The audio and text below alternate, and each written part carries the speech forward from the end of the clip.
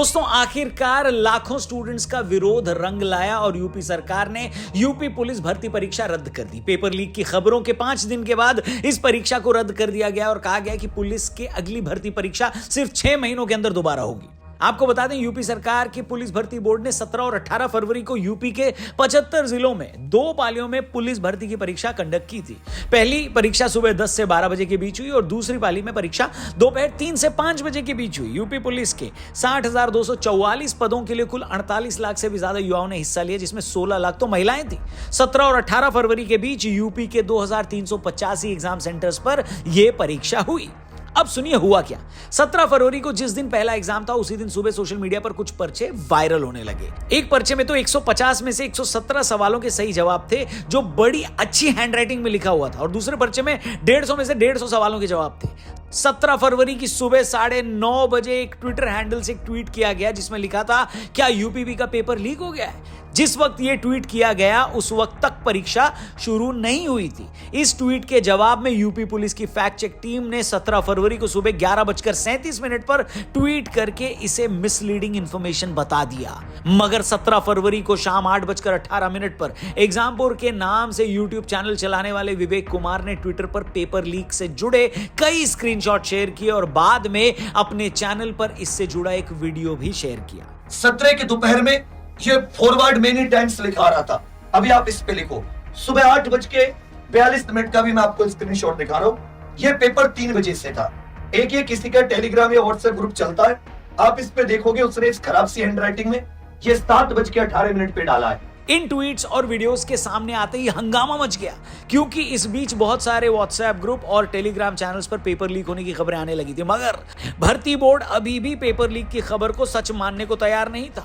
Uttar Pradesh police भर्ती board ने इन खबरों पर फिर से ट्वीट करके इसे अराजक तत्वों की हरकत बताया और यहां तक क्लेम कर दिया कि टेलीग्राम के एडिट ऑप्शन का यूज करके सोशल मीडिया पर पेपर लीक से जुड़ा झूठ फैलाया जा रहा है। मगर तब तक इतने सारे सबूत सामने आ चुके थे कि किसी के लिए भी उसे झूठा बताना पॉसिबल नहीं था। 150 तीनों की तीनों राइटिंग में तीनों आंसर की पूरा में पेपर हमने डाल दिया है। अब सभी लोग व्हाट्सएप पे अच्छे से चेक कर सकते हैं और बताइएगा कि हम लोग गलत है या सही है। पेपर लीक की इन खबरों के सामने आते ही लाखों बच्चों पर पहाड़ टूट पड़ा। आप उन बच्चों के दुख का अंदाजा लगाइए जो छोटे छोटे शहरों से लखनऊ और इलाहाबाद आकर 2-2 साल तक ऐसी परीक्षाओं की तैयारी कर रहे थे। बेहद मामूली घरों से आने के बावजूद ये बच्चे 1 साल की तैयारी में कम से कम 2 से 2.5 लाख खर्च कर चुके थे। वो बच्चे जो सुबह नाश्ता किए बिना कोचिंग पर चले जाते हैं, शाम को लौटते हैं तो अपना खाना खुद बनाते हैं। इस बीच अगर वो बीमार भी पड़ते हैं तो उनका ख्याल रखने वाला कोई नहीं होता। सुबह खाना खाते हैं तो शाम को खाना नहीं खाते हैं, दिन भर पढ़ते हैं, शाम रात में 10-10 बजे लाइब्रेरी से गए हम लोग। इन सब के बावजूद ये बच्चे अपनी और अपने परिवार की तकदीर संवारने के लिए दिन रात तैयारी करते हैं और फाइनली जब परीक्षा का दिन आता है तो उन्हें अचानक से ये पता चलता है कि पेपर तो लीक हो गया। आप अंदाजा भी लगा सकते हैं ऐसी खबरों से इन बच्चों पर क्या गुजरती होगी, उनके हौसलों पर इसका क्या असर पड़ता होगा। इसी पेपर लीक से परेशान होकर 28 साल के ब्रजेश पाल ने अपनी जान दे दी। अपने आखिरी खत में उन्होंने लिखा कि मैं अब और जीना नहीं चाहता, मेरा मन भर गया है, मुझे किसी से कोई शिकायत नहीं है, हो सके तो मम्मी पापा मुझे माफ कर देना। मैंने अपनी बीएससी की डिग्री के सारे कागज जला दिए हैं, ऐसी पढ़ाई का क्या फायदा जो एक नौकरी न दिला सके। हमारी आधी जिंदगी पढ़ते पढ़ते निकल गई, इसलिए हमारा मन भर गया है। ये चिट्ठी लिखने के बाद ब्रजेश ने अपनी जान दे दी। दोस्तों ये चिट्ठी एक मजबूर बेरोजगार युवा का दर्द नहीं बल्कि एक राष्ट्र और समाज के तौर पर हम सब के मुंह पर थप्पड़ है, तमाचा है। एक आदमी, एक मिडिल क्लास आदमी सोसाइटी से क्या चाहता है? यही चाह रहा था ना वो कि मैं मेहनत करता हूं और तुम अपनी इतनी बड़ी दुनिया में मुझे भी छोटी सी जगह दे दो ताकि मैं भी इज्जत से सम्मान से अपनी लाइफ जी सकूं, इस लायक बन सकूं कि अपना और अपने माँ बाप का ख्याल रख सकूं। लेकिन वो समाज अगर ब्रजेश पाल जैसे युवाओं को ये लड़ाई लड़ने का हक भी न दे, ईमानदारी से एक परीक्षा भी न देने दे, तो बताइए वो इंसान कहां जाए? ब्रजेश पाल और उन्हीं की तरह लाखों युवा आखिर क्या कर सकते हैं, बताइए।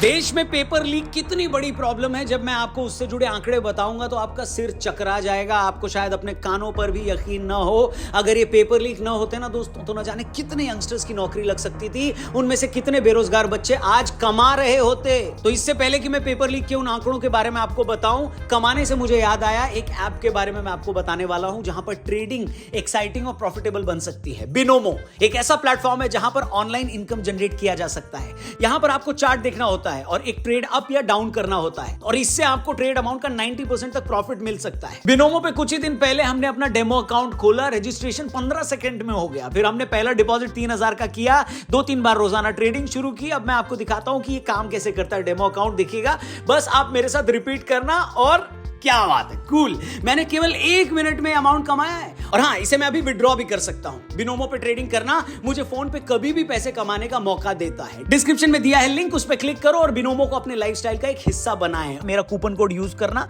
और जब चाहें तब ट्रेडिंग का मजा उठाएं। वीडियो में आगे आए। दोस्तों, पेपर लीक भारत में इतनी बड़ी प्रॉब्लम है कि पिछले 7 साल में लगभग 70 पेपर लीक हो चुके हैं।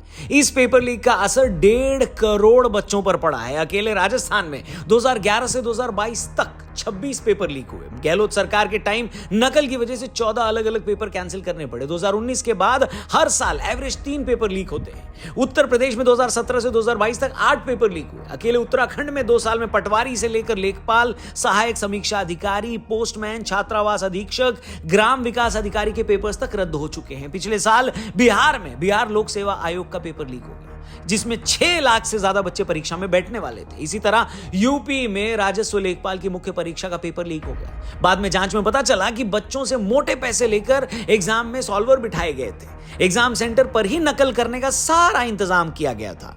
इससे पहले यूपी में ही टीटी की परीक्षा का पेपर वायरल हुआ। राजस्थान में पुलिस कांस्टेबल की परीक्षा का पेपर वायरल हो गया। 2021 में रीट परीक्षा के पेपर को लेकर पूरे देश में बवाल मच गया। इस मामले में बोर्ड के चेयरमैन को सस्पेंड किया गया। शर्म की बात है दोस्तों कि इस मामले में तो एक आरएएस, आरपीएस और शिक्षा विभाग के 13 लोगों के अलावा 2 पुलिस वाले भी शामिल थे। मतलब पूरी की पूरी स्टेट मशीनरी मिलकर एक पेपर लीक करवाने में शामिल थी। और अब तक मैंने जितने मामले गिनवाए ये सिर्फ पिछले 1-2 सालों के हैं। उनमें से भी मैंने कुछ ही मामलों का जिक्र किया है। इससे आप खुद ही अंदाजा लगा सकते हैं कि किस सिस्टमैटिक तरीके से देश के युवा को लूटा जा रहा है, दिन दहाड़े उसके हक पर डाका डाला जा रहा है। आपको बता दें कि जिस कांस्टेबल भर्ती परीक्षा के लिए 50 लाख बच्चों ने अप्लाई किया था, उनके लिए एग्जाम सिर्फ एक एग्जाम नहीं था। इस एग्जाम में पास होकर वो अपनी पूरी पीढ़ी संवार सकते थे। इसे आप इस तरह से समझें कि ट्रेनिंग खत्म होने के बाद एक कांस्टेबल को 7th पे कमीशन के हिसाब से सैलरी मिलती। आरक्षी नागरिक पुलिस के पदों पर पे बैंड 5200 से 20200 के पे स्केल में, यानी 21700 रुपए तक सैलरी मिलती। इसके अलावा महंगाई भत्ता यानी dearness allowance, travel allowance, house rent allowance, medical allowance के अलावा और कई सुविधाएं मिलती हैं। और एंड में तनख्वाह के तौर पर हाथ में 35 से 40 हजार रुपए आ जाते हैं। गरीब और मध्यम वर्ग घरों से पले बच्चे सोचते हैं कि इतने पैसों से वो अपनी और अपने घर की तकदीर बदल देंगे। जो बच्चे और ऊंची उड़ान भरना चाहते हैं उन्हें लगता है कि एक बार सिपाही बनकर वो यूपीएससी और बाकी प्रतियोगी परीक्षाएं देकर ऊंचे पदों पर भी जा सकते हैं। अगर नहीं भी जाते तो भी 8 साल की नौकरी में एक सिपाही हेड कांस्टेबल बन जाता है। 15 साल की नौकरी के बाद सब इंस्पेक्टर और 25 साल में एक सिपाही इंस्पेक्टर तक बन जाता है। और अगर उसमें लगन है तो अपनी नौकरी के आखिरी सालों में वो डीएसपी के पद तक भी पहुंच सकता है। इसलिए कुछ लोगों की नजर में सिपाही की मामूली सी माने जाने वाली नौकरी देश के लाखों करोड़ों युवाओं के लिए अपनी जिंदगी बदलने के लिए एक महत्वपूर्ण सीढ़ी होती है। और जब भी कोई इस परीक्षा में हेरफेर करता है, उनसे उनका हक छीनता है, परीक्षा रद्द करवाता है, तो इन लोगों को लगता है कि सीढ़ी पर पांव रखने से पहले ही उन्हें नीचे गिरा दिया गया है।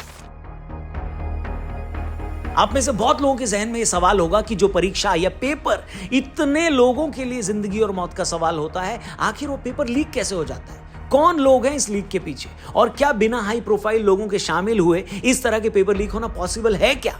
तो आइए आपको डिटेल में बताते हैं कि पेपर लीक का ये पूरा रैकेट आखिर चलता कैसे है। वीडियो पसंद आए तो इसे ज्यादा से ज्यादा लोगों तक पहुंचाइएगा, शेयर जरूर करिएगा। दोस्तों, पेपर लीक में सबसे पहली गुंजाइश तो यही होती है कि जिन लोगों के पास पेपर सेट करने की जिम्मेदारी होती है, वही मोटे पैसे के लालच में इसे लीक कर देते हैं। दूसरा तरीका होता है कि जिस प्रिंटिंग प्रेस के जरिए ये पेपर छपते हैं, वहीं से ये पेपर लीक कर दिए जाए। अब तक सभी तरह की परीक्षाओं के पेपर सरकारी प्रिंटिंग प्रेस से ही छपते थे, तो ऐसा होने की गुंजाइश कम थी। मगर जब से ये पेपर प्राइवेट प्रेस में छपने लगे हैं, तो वहां से इसके लीक होने के चांस भी बढ़ गए हैं। इसके अलावा जो एजेंसी इस तरह के एग्जाम कंडक्ट कराती है, वहां से भी ये पेपर लीक हो जाते हैं। उन एजेंसीज में काम करने वाले कुछ पुराने बाबू भी पेपर लीक करवा देते हैं। इसके अलावा चौथी जगह होती है वो एग्जामिनेशन सेंटर, जहां पर पेपर रखे होते हैं। अगेन, यहां मैं किसी स्टेट का नाम नहीं लूंगा, लेकिन सबको पता है कि कुछ राज्यों में एग्जाम सेंटर से ही पेपर लीक हो जाना, नकल करवाना कितना आसान रहा है। मतलब ये कि जो जो आदमी या संस्था पेपर करवाने के लिए जिम्मेदार है, वही लोग पेपर लीक करवाने में भी शामिल होते हैं। ये लोग पैसे के लालच में भी ऐसा करते हैं और कई बार तो राजनीतिक शह और उकसावे पर भी।